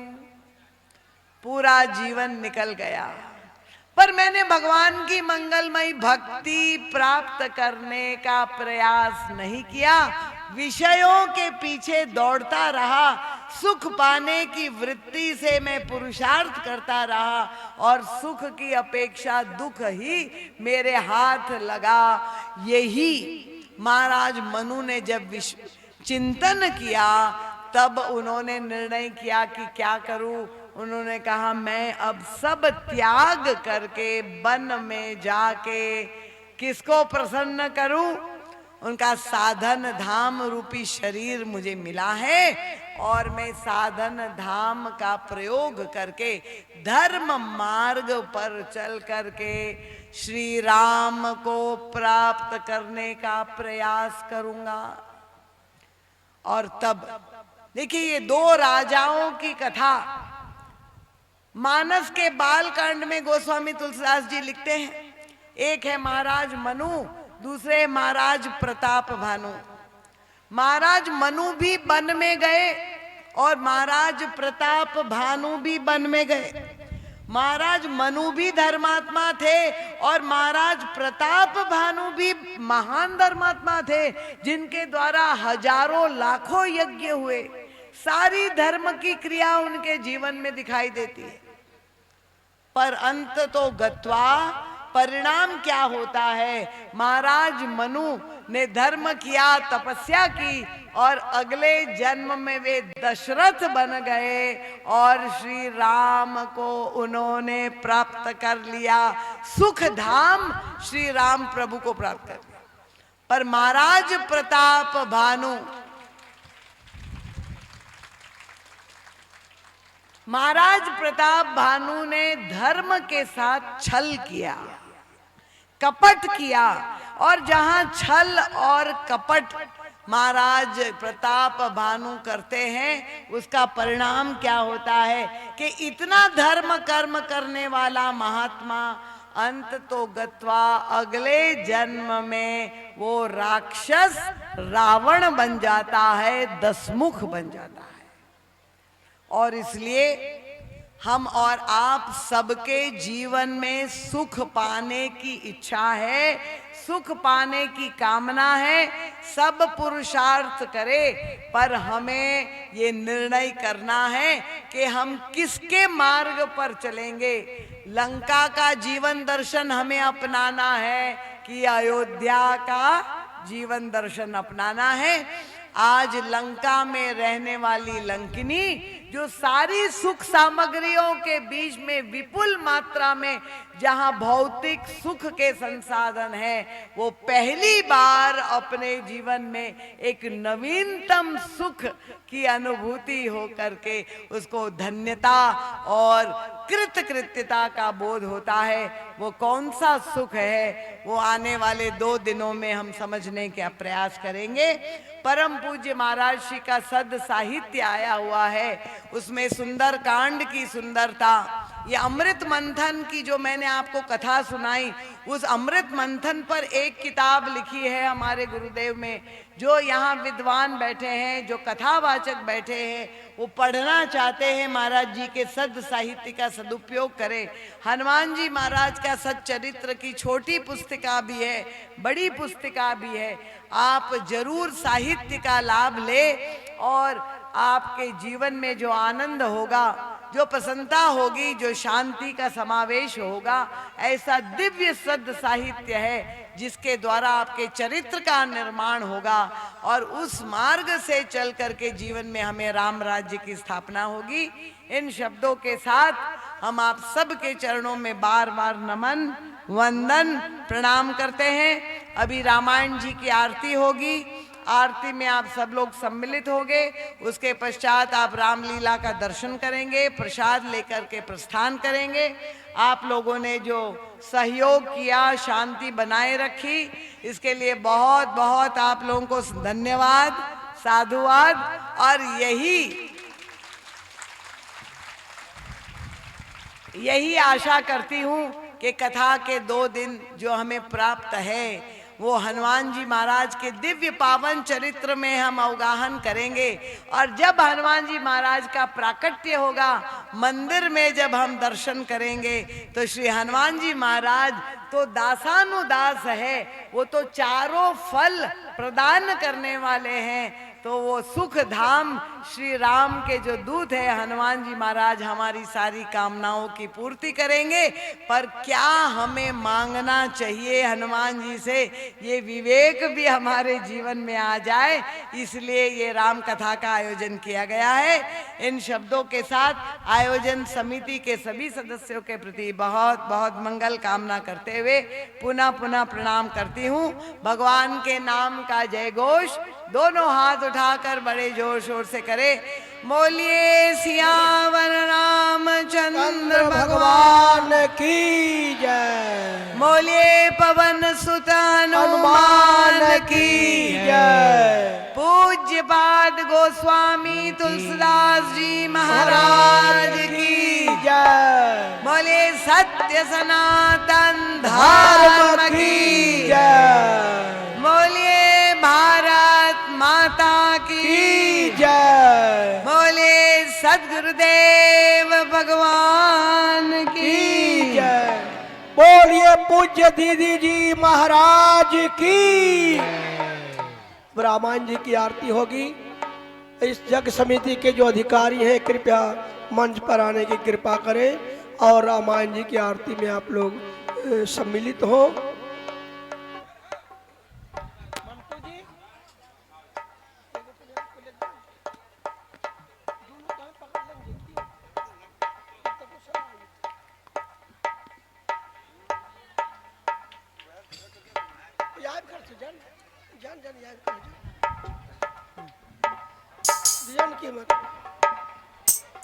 ए माइक वहां से निकाल लो ना, वहां से माइक निकाल लो।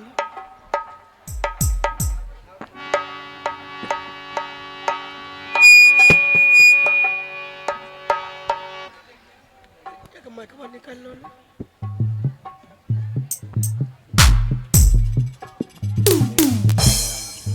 श्री राम।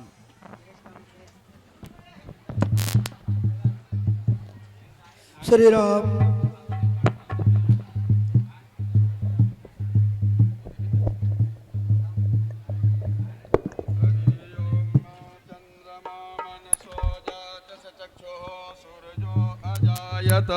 श्रोत्राद् वायुस्य प्राणस्य मुखादग्निरजायत।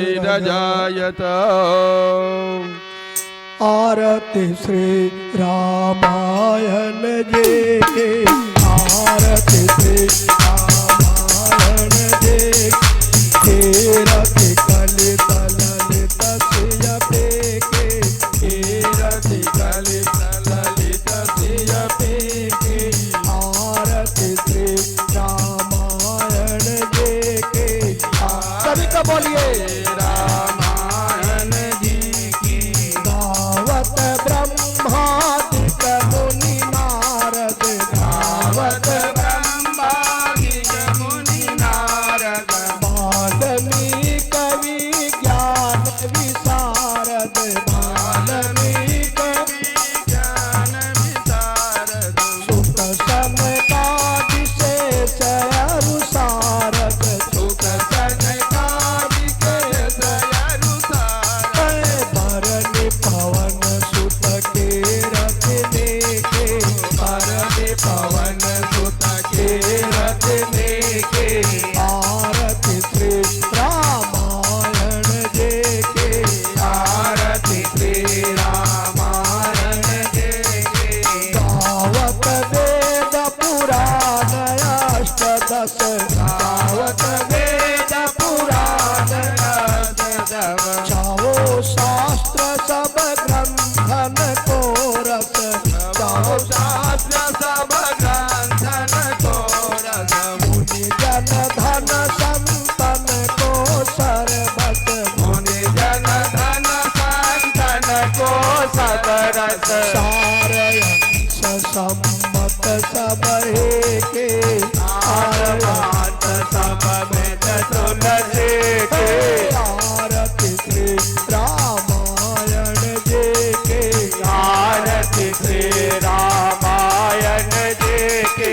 गावत संतत शंभु भवानी गावत संतत मुनि दे ज्ञानी गावत संतत शंभु भवानी गावत संतत शंभु भवानी अरुघट संभव मुनि विज्ञानी अरुघट संभव मुनि विज्ञानी व्यास आदि कवि वर्ज बखानी व्यास आदि कवि वर्ज बखानी नाग भुतुम करुण के हिय के नाग भुतुम करुण के हिय के आरती श्री रामायण जे के आरती श्री रामायण जे के कलिमल हरनि विषय रस पेके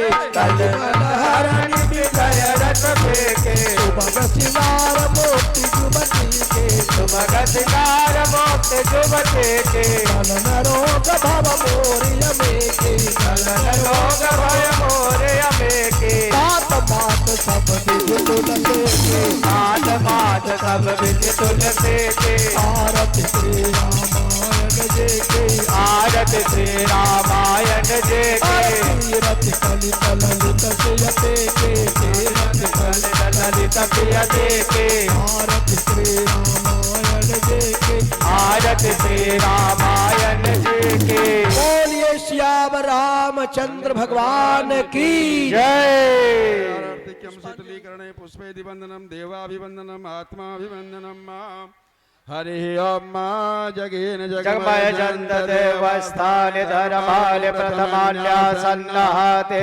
हनाकं महिमानः सचन्द्र जत पूर्वे साध्याः सन्ति देवाः वन्दे कापकुल चंपक पाटलाब्ज पूर्णागजाति करवेर रसाल पुष्प बिल्व प्रबाल तुलसी दल मंजरी त्वां पूजयामि जगदीश्वर मे प्रसीद नाना सुगंध पुष्पाणि जदा कालोद्भवानि च पुष्पांजलिर्मया दत्तो ज्ञानम परमेश्वर।